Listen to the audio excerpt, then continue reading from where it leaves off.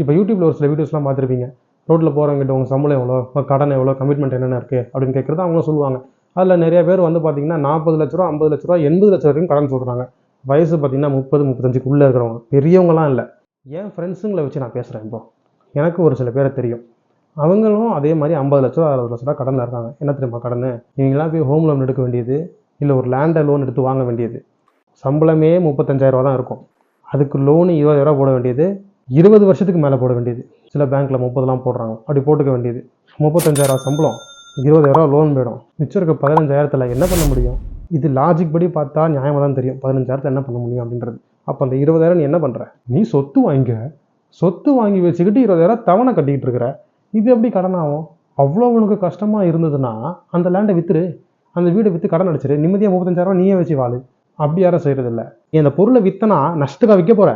கண்டிப்பாக கிடையாது. அதில் வர ப்ராஃபிட்டை கணக்கு பண்ணி தானே கஷ்டப்பட்டு 35,000 சம்பளத்தில் 20,000 நீ கொடுக்குற. இவனுங்க புலம்பும் போது தான் நமக்கு கடுப்பாகுது. இவனுங்களுக்கு அந்த சொத்துடைய ப்ராஃபிட்டும் வரணும், இந்த இஎம்ஐ பாரமும் குறையணும். இங்கே எப்படி நடக்கும்? இதை நான் என் ஃப்ரெண்டுகிட்ட கேட்டால் சைலண்ட்டாக இருக்கான்.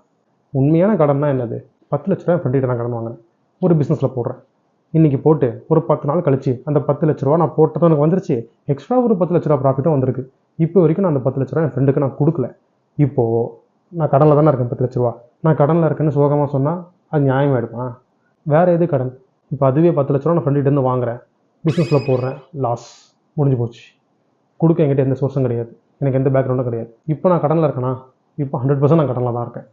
இப்போ சேவிங்ஸில் ஒரு 5 லட்ச ரூபா வச்சுருக்கேன். திடீர்னு வீட்டில் ஹாஸ்பிட்டல் செலவு 8 லட்ச ரூபா. என் சேவிங்ஸில் இருந்து 5 லட்சத்தையுமே கட்டிடுறேன், ஃப்ரெண்டுக்கிட்ட இருந்து ஒரு 3 லட்சம் வாங்கியும் கட்டிடுறேன். எனக்கு ரிட்டர்ன்ஸ் வராது. அந்த ஹாஸ்பிட்டலில் செலவு பண்ண ரிட்டர்ன்ஸாக வரப்போகுது, வராது.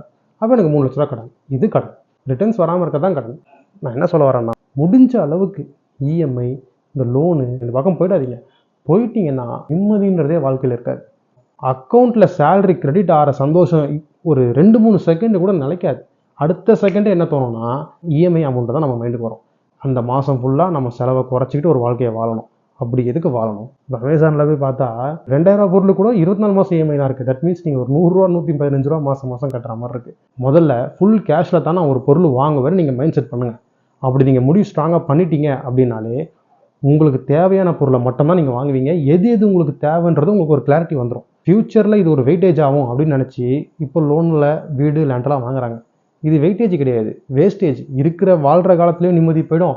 வயசான காலத்தில் கண்டிப்பாக நீ அந்த வீடை விற்க போகிறது கிடையாது. வேல்யூ வேறும்னு லோனும் கட்டியிருப்பேன், அதையும் அனுபவிக்க மாட்டேன், இதையும் அனுபவிக்க மாட்டேன். லோன் வாங்குறீங்கன்னா நீங்கள் லோனை மட்டும் வாங்கலை, கூடவே சேர்த்து தலைவலியும் வாங்குறீங்க. யோசிச்சுக்கோங்க.